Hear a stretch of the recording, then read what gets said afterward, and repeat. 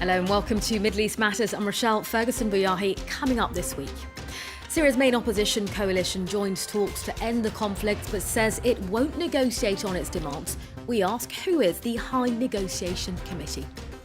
Israeli authorities bulldoze the homes of Palestinian knife attackers' families, but just how effective is the policy? Plus, the green light for a joint prayer site at the Wailing Wall sparks controversy among traditionalists. Discussions aimed at reaching an agreement to end the Syrian conflict are ongoing in the Swiss city of Geneva. Syria's main opposition coalition is participating in talks after deciding not to boycott them at the final hour. Well, the High Negotiations Committee has stressed it won't negotiate on its demands on an end to sieges and bombardments on rebel-held areas. After much uncertainty, the High Negotiations Committee sent its representatives for talks in Geneva at the weekend. The HNC is the largest opposition grouping to the Syrian regime of Bashar al-Assad. It is made up of various groups, some well-known and others less so. Among the recognisable faces is Mohammed Alouche, the chief negotiator of the delegation. Immediately on touching down in Geneva, he announced that there was no intention of talking directly with the Syrian regime representatives. I don't think there's a consensus between us and the regime. The regime wants to eliminate the opposition and describes us as terrorists. They don't recognise our right to life. Alouche is from the political wing of the armed rebel group Jaish al-Islam, or Army of Islam, a Salafist-inspired organisation that is considered terrorist by Damascus, Tehran and Moscow. The former leader of this movement, Mohammed's cousin Zahran Alouche, was killed in an airstrike claimed by the Syrian regime last December. It's no coincidence that he's been appointed as the chief negotiator of the opposition delegation. His designation was the result of two factors. One is the expression of discontent. Russia refuses to let terrorists join the negotiations. Another is that Saudi Arabia is still in control of these opposition organizations. The unified opposition meeting in Geneva was formed at a conference in Saudi Arabia in mid-December. Iran, Russia and the Syrian regime itself all claim the kingdom funds, arms and politically supports numerous armed groups hostile to Bashar al-Assad. The UN is hoping it will be able to establish direct dialogue between the opposition delegation and that of the Assad regime. The talks on ending the war in Syria are expected to last 6 months, with the hope of holding elections in the middle of next year. Just 5 years ago, Aleppo was the thriving economic capital of Syria. Today, the city's heritage has been reduced to rubble amid relentless bombing. The Islamic State group has launched indiscriminate assaults on civilians, religious minorities and soldiers. Earlier this month, the group attacked French journalists covering the ongoing war in the Aleppo province. Sanam Shante has the details. In the heart of one of the most brutal battles on the current global stage. Here in Syria, the war is far from over despite heavy airstrikes carried out by US-led coalition and the Russian Air Force. For Syria's beleaguered army, driving the militants out is a daily battle. There were many Islamic State fighters here, and they knew how to defend themselves. They were organized extremely well.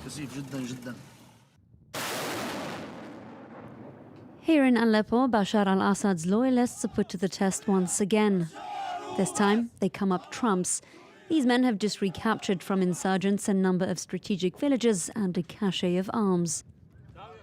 Come, look, the bombs that they use.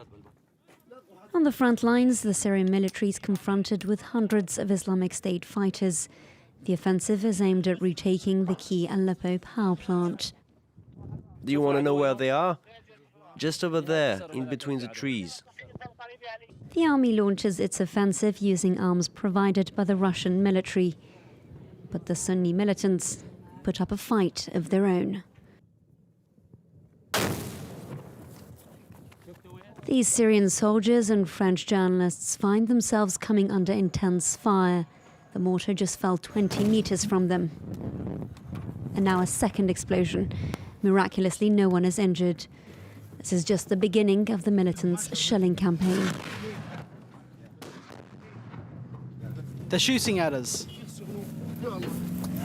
Step on it.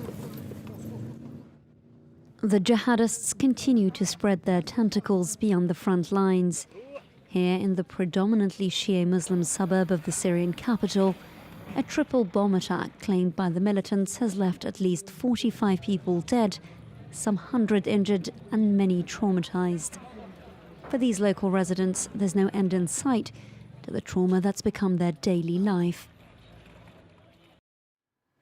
Since last October, the Israeli-Palestinian conflict has been marked by a series of stabbing attacks by Palestinians and Israeli Arabs. Well, in response, Israeli authorities have re-implemented a controversial policy of house demolition. Bulldozers are sent in to destroy the homes of the knife attackers' families. But just how effective is the policy? Edis Tayanjan and Pierrick Laurent report.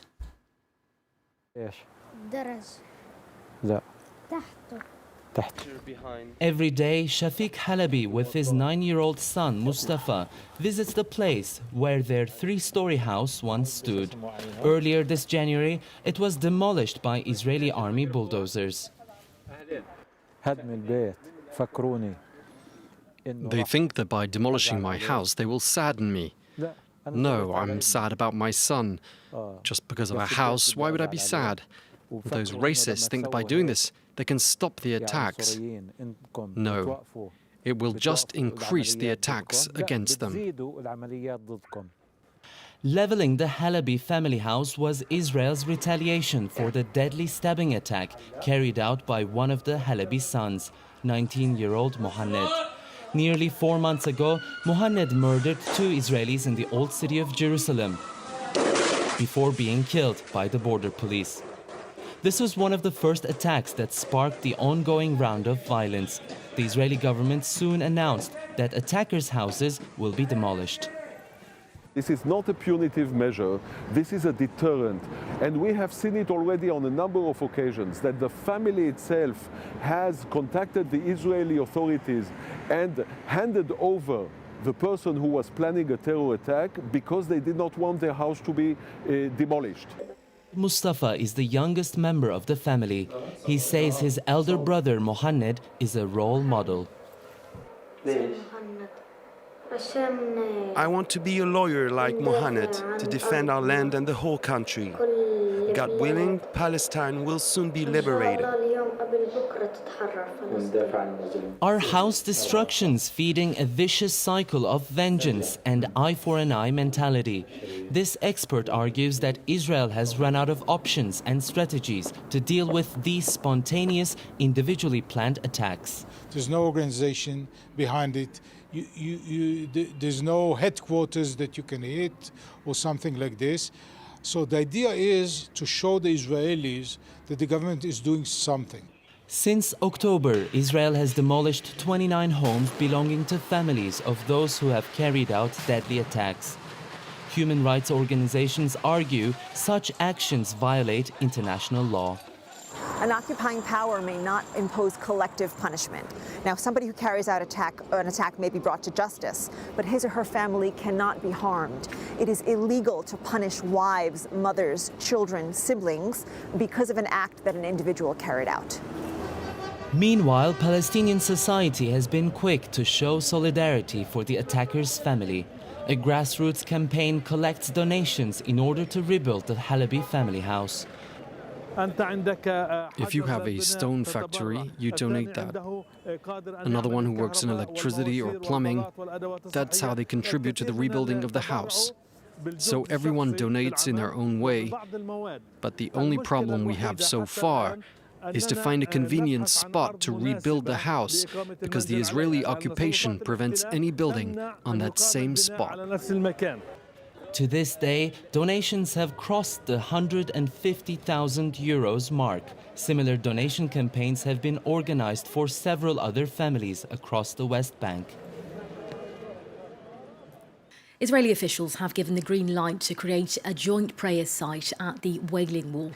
Until now, men and women have been segregated at the meditation site, which is highly symbolic in Judaism. Well, the move's been welcomed by the association Women of the Wall, but deeply criticised by traditionalists. Alexander Alcott reports. 15 votes in favour and 5 against. Women now have the right to pray alongside men at the Wailing Wall. On a highly contentious issue, the Israeli government has made a historic compromise. I know that it's a sensitive subject, but I think that we have found an appropriate solution, a creative solution. As usual, the type of solution that allows us to solve a very complex problem. So what is this sensitive subject? At the Wailing Wall, men and women are segregated, and the women have not been allowed to pray as they please. The site is run by ultra-Orthodox group that refuse women the permission to wear the tefillin, small black leather boxes containing scrolls with verses from the Torah. There are frequent confrontations. The government therefore decided to create a third space where everyone, men, women, Orthodox and non-Orthodox Jews, are all allowed to pray together. The decision has been strongly opposed by traditionalists. No compromise is possible. The separation has always existed in the synagogue and Israeli prayers, and everyone can already pray at the wall. We are the Jewish people. I do not support any kind of compromise. The group Women of the Wall has been campaigning for almost 3 decades for the rights of women to pray as they want. They welcomed the decision, saying the equal rights of women to pray should not be so controversial. That shouldn't be a discussion in any country, never mind a democracy, never mind the Jewish state, that there's a conversation about whether or not Jews can pray at their holy place. The new 900 square metre prayer space will be built at the southern end of the Western Wall. The Orthodox and non-Orthodox parts will be accessible through a common entrance. It's expected to be open in a few months' time. Well, that's it from the Middle East Matters team for this week. Thanks for joining us. See you again at the same time next week.